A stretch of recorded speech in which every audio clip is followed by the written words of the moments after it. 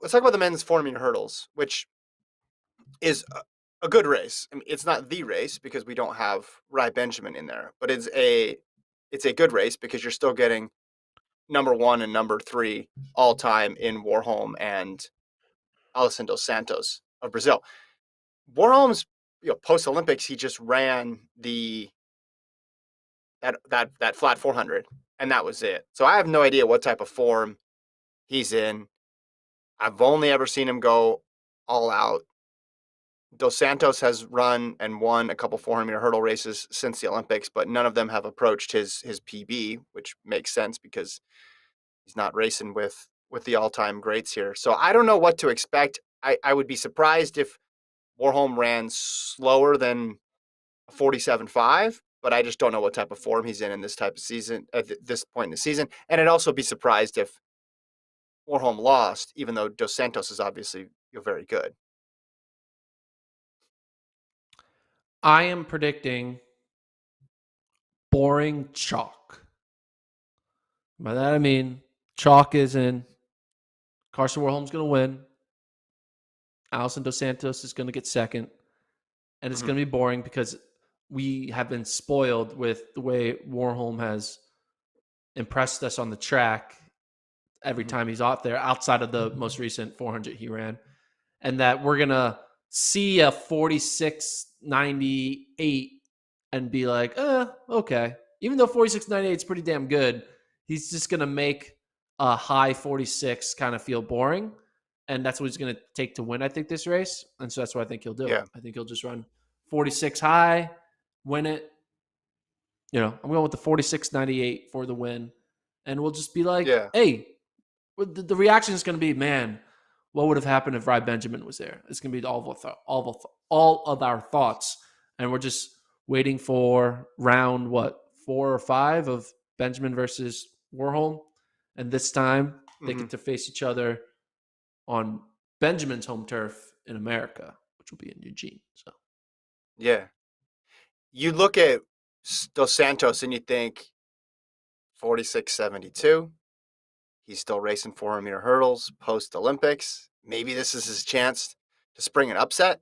But the last 2 races, he's dropped 48s. And I just don't see Warholm losing to him. I'm with you. I think that's a fair projection. I think even sub 40, sub 47 would obviously be amazing, but I think it might even be a tick slower than that. We might see something north. We might see something like a 47 low, which historically is still a good time, but you're talking more than a second off of his best time ever.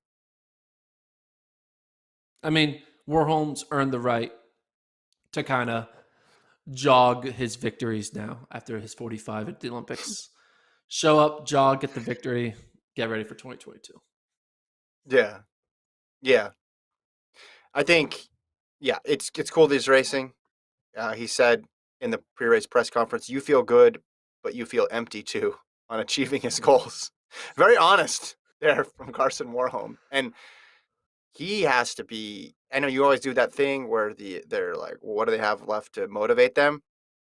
When you go 45.9, when you beat the world record by that much, you have to be asking yourself, well, what's left? Because you just push it out to a spot where you may never even thought was possible. And you're running against the other 2 fastest in history and you're beating them. Hard to match that.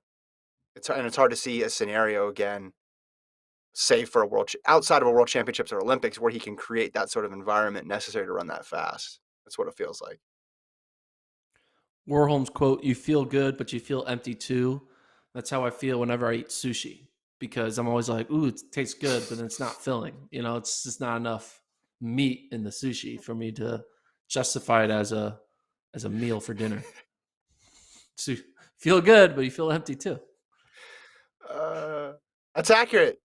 That's 100% accurate. Which I think is the case for sushi because it doesn't weigh you down. You don't feel terrible after eating it. You feel good. And Warholm, not burdened at all by this. Feels good, but there's no weight there. And this is his first 400-meter hurdles post 45.94. So we'll see. I think the Open 4 gave him this challenge of, I can go after the European record. I can try to better a mark that I know I can run faster than them. I can compete with the best in the world into events. And he just didn't have it that day. So I almost see more motivation for him post-Olympics in a flat 4 than in a 400-meter hurdle race where he has proven everything. He also has a quote, "I've never finished a 400 and thought I want to do another lap," in regards to possibly running an 800. I hate to break it to him, but I feel like every 800-meter runner, yeah, when they finish their first 400, doesn't want to do the extra lap because 800, it's like it's paying for 2 laps as opposed to paying for 1 lap. But at least that's what it's so for me. to continue, Every time I ran the first 400 of an 800, I was like, why can't it just be done? Why do I got to do it again? And then you're like, oh, okay, everyone else is going again. All right, I got to do a second lap. And then that's the one that hurts. Anyway. To continue the food analogy, this would be barbecue. You do it and you're like, oh, I don't know if I want to do that again. Yeah, it looked good. I was waiting in line. It smelled delicious, but I don't know if I can do brisket back-to-back days. That's tough. That is tough. Next